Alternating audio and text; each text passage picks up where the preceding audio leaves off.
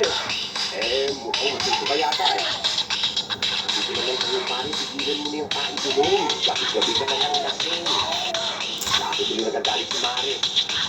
Naku, mahirap po talaga sir. Pag naupit ka ang uminom, tuloy-tuloy yan, mahirap awatin. Ang diferensya, baka usir gusto, dumatulog yan. Pero ko ba? Ako naiinis ka. Pare, sino ba kalkada-ikala mo? Yes sir.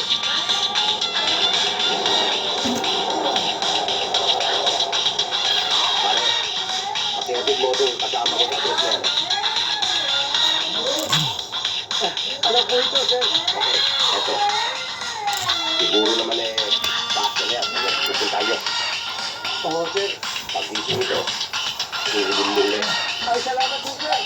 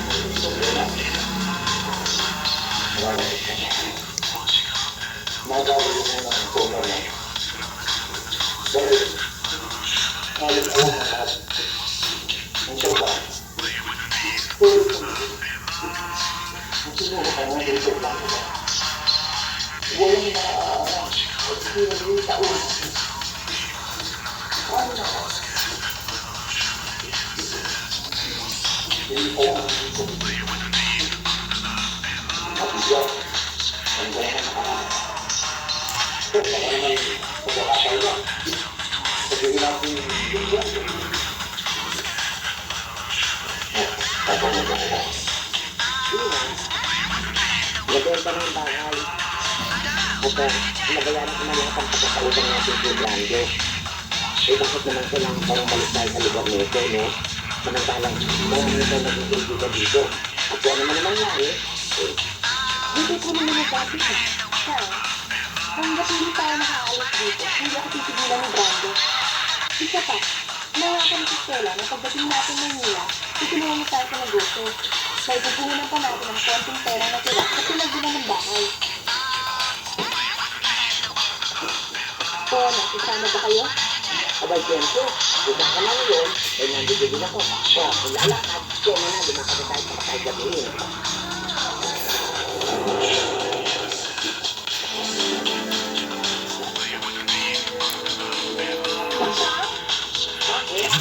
Ano mo rin?